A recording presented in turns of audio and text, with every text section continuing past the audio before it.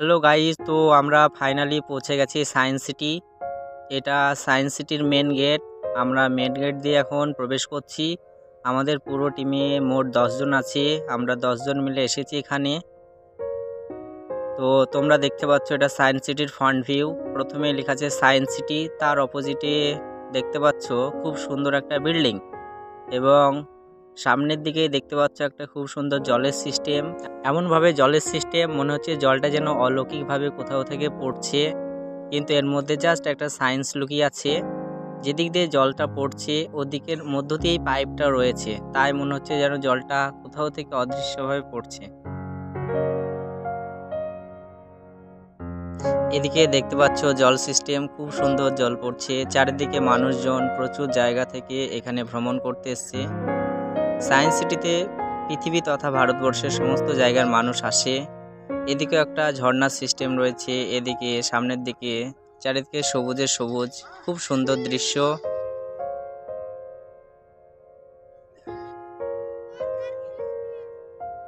এখানে তোমরা দেখতে পাচ্ছ একটা সায়েন্সের জিনিস, যেটা আমি খুব জোরে ঘুরিয়ে দেব।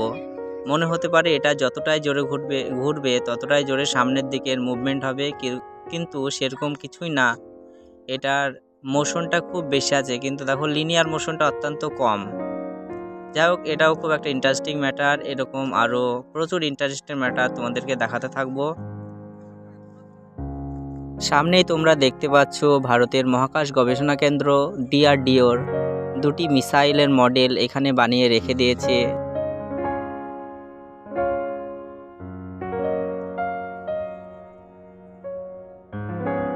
ফাইনাল আমরা সায়েন্স সিটির ভেতরে প্রবেশ করেছি এবং ভেতর থেকে তোমাদেরকে ফ্রন্ট ভিউটা একবার দেখিয়ে দিচ্ছি।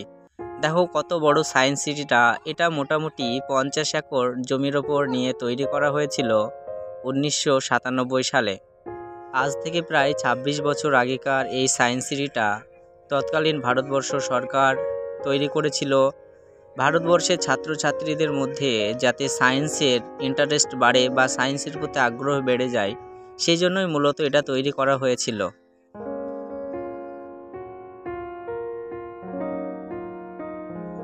এদিকে আপনারা দেখতে পাচ্ছেন একটি বাইসাইকেল মতো আছে এবং এই বাইসাইকেলের প্রেসার দিয়ে কিভাবে একটা বলকে ওপরে তোলা যায় তারই একটা মডেল, অর্থাৎ মোটামুটি বলতে পারেন হাইড্রোলিক সিস্টেম কিভাবে কাজ করে তারই মডেল।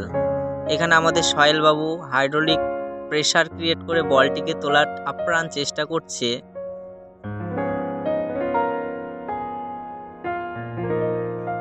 এখানে দেখতে পাচ্ছ একটা কুতুব মিনারের মডেল বানিয়ে রেখে দেওয়া হয়েছে।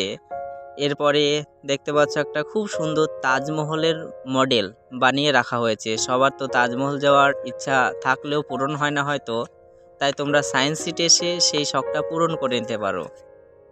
তোমরা দেখতে পাচ্ছ প্রাচীনকালে ভারতের যে সভ্যতা শুরু হয়েছিল, অর্থাৎ প্রাচীনকালে যে হরপ্পা সভ্যতা, সিন্ধু সভ্যতা, বৈদিক সভ্যতা শুরু হয়েছিল, তার বিভিন্ন নমুনা বা মডেল বলতে পারো এখানে পরপর রাখা হয়েছে। দেখতে পাচ্ছ একটি নৌকা, কিভাবে মানুষ প্রথম নৌকা বানালো, নৌপথ কিভাবে আবিষ্কার হলো, কিভাবে ইউরোপিয়ান মানুষগুলো ভারতবর্ষে প্রথম এসেছিল, তারপরে ভারতবর্ষের বুকে কিভাবে তাঁত শিল্পের প্রসার ঘটলো তার মডেল এখানে দেখতে পাচ্ছ। তারপরে পরেই তোমরা এদিকে দেখতে পাচ্ছ এই পুরো সিস্টেমটা, অর্থাৎ এই অডিটোরিয়ামটা বলতে পারো বায়োলজির অডিটোরিয়াম। এখানে বায়োলজির বিভিন্ন জিনিসপত্র নিয়েই সাধারণত রাখা হয়েছে। এদিকে তোমরা দেখতে পাচ্ছ একটা খুব সুন্দর ডিএনএর মডেল রাখা হয়েছে। সায়েন্স সিটিতে এসে সত্যিই খুব ভালো লাগছে, কারণ এখানে সায়েন্সের এ টু জেড সব কিছু জিনিসপত্র দেখালাম, আমরা দেখলাম। খুব ভালো জায়গা, খুব সুন্দর জায়গা। তোমরা পারলে ঘুরে যাওয়া এখান থেকে, মন ভালো হবে তোমাদের। আদিম যুগের মানুষের কৃষিকাজ প্রণালী, অর্থাৎ কিভাবে তারা চাষবাস করত, সেই সম্বন্ধীয় বিভিন্ন চিত্র এখানে ফুটে উঠেছে।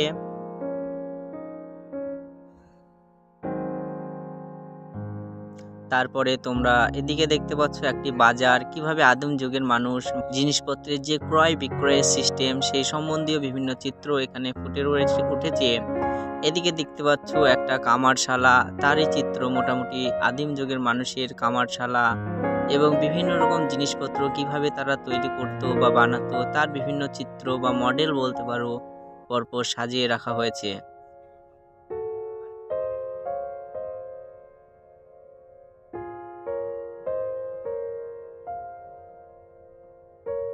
প্রাচীনকালের মানুষের শারীরিক অসুস্থতা হলে কিভাবে তাদেরকে সুস্থ করা হতো তার একটা মোটামুটি বলতে পারো চিত্র এখানে ফুটে উঠেছে। এরপর আমরা চলে এসেছি যে জায়গায়, সেটা হলো খুব ইন্টারেস্টিং জায়গা। কিভাবে পৃথিবীতে প্রাণের সৃষ্টি হলো বলতে পারো ইভলিউশন অফ লাইফ, অর্থাৎ পৃথিবীতে কিভাবে একটা এককোষী জীব থেকে পৃথিবীতে প্রাণ এলো। তো ফাইনাল আমরা ডার্ক রাইডে উঠে পড়েছি। এই যে আমাদের টিম, আমরা টোটাল 9 জন আছি। এদিকে আমাদের সামনের দিকে কিছুজন ওয়েট করছে ওঠার জন্য। কিছুক্ষণের মধ্যে আমাকে ভেতরে ঢোকানো হবে। সেখানে কীভাবে পৃথিবীতে মানুষের সৃষ্টি হলো, ইভলিউশন, পুরো ইভলিউশন সিস্টেমটাকে কৃত্রিমভাবে দেখানো হবে। তো তোমরা আমাদের সঙ্গে থাকো। ফাইনালি আমরা ভেতরে প্রবেশ করতেছি। দেখতে পাচ্ছ ভেতরের পুরো লাইটে ভরা বিভিন্ন রকম প্রাচীন যুগের, অর্থাৎ যখন প্রাণের সৃষ্টি হয়েছিল তখন পরিবেশ যেরকমটা ছিল ঠিক সেরকমই একটা পরিবেশ সৃষ্টি করার চেষ্টা করা হয়েছে এখানে। আমরা হয়তো অনেকেই জানি প্রথম যুগে যখন, অর্থাৎ একটা সময় ছিল যেটাকে বলা হতো ডাইনোসরের যুগ। তা সেই ডাইনোসর তোমরা এখানে দেখতে পাচ্ছ, বিভিন্ন রকম ডাইনোসর পরপর রাখা হয়েছে।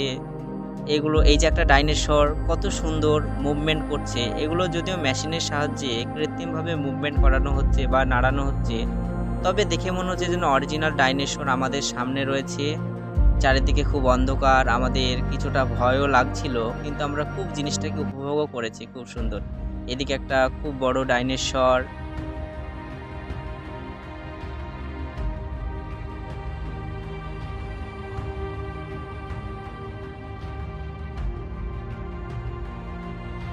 তো এখানে পরপর অনেকগুলি ডাইনোসর রয়েছে, বিভিন্ন প্রজাতির ডাইনোসর পরপর সাজানো রয়েছে। যেভাবে পৃথিবীতে ডাইনোসরগুলো পরপর যেরকম প্রজাতি এসেছিল ঠিক সেইভাবে পরপর ডাইনোসরগুলোকে সাজানো হয়েছে। এখানে একটা ডাইনোসর দেখতে পাচ্ছ, তোমরা লক্ষ্য করতে পারো যে এই ডাইনোসরটা দেখো গলাটা অনেকটাই ছোট, কিন্তু আগে যে ডাইনোসরটাকে দেখিয়েছিলাম সেটার গলার অনেক বড় ছিল। যাই হোক, ডাইনোসরগুলো দেখে অনেকটা অরিজিনালি মনে হচ্ছে এবং খুব সুন্দর লাগছে।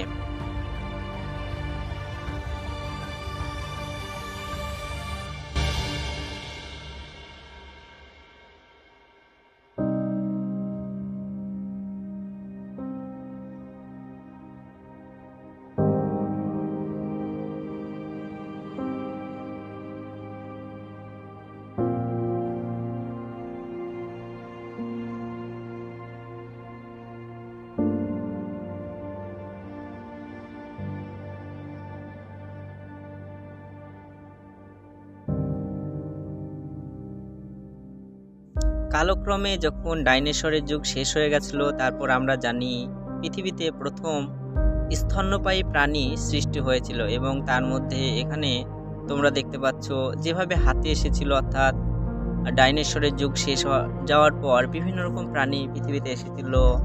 তারই বিভিন্ন পর্বত চিত্র এখানে দেখতে পাচ্ছ। একটা অনেকটা কুমিরের মতনই প্রজাতি, ঠিকভাবে বুঝতে পারছি না এটা কি, যাই হোক কুমিরেরই কোনো একটা প্রজাতি হবে।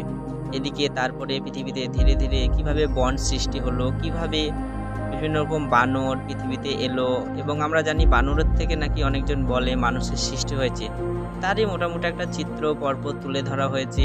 দেখতে পাচ্ছ বন সৃষ্টি হয়েছে পৃথিবীতে, এবং আমরা জানি যখন বন সৃষ্টি হলো তারপরে পৃথিবীতে অক্সিজেন এলো, বৃষ্টিপাত ঘটলো, এবং ওইভাবেই ধীরে ধীরে পৃথিবীতে প্রাণের সৃষ্টি হয়েছিল। যাই হোক, এখানে তোমরা দেখতে পাবে কিভাবে পৃথিবীতে প্রাণের সৃষ্টি হয়েছে। অর্থাৎ আমাদের ধর্ম তো এক কথা বলে, আলাদা আলাদা ধর্ম আলাদা আলাদা কথা বলে, কিন্তু সায়েন্স যে কথাটা বলে, অর্থাৎ সায়েন্স প্রাণীর সৃষ্টির পেছনে যে রহস্যটা তুলে ধরে, তারই একটা সামগ্রিক চিত্র এখানে তুলে ধরা হয়েছে। যাই হোক, পুরো সিস্টেমটা আমাদের ঘুরে দেখা হয়ে গেছে, এখন আমরা বাইরে বেরিয়ে যাব।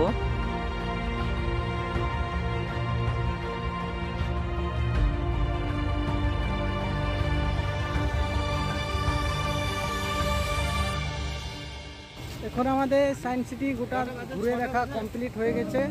এখন আমরা ডাইরেক্ট শিয়ালদা যাব।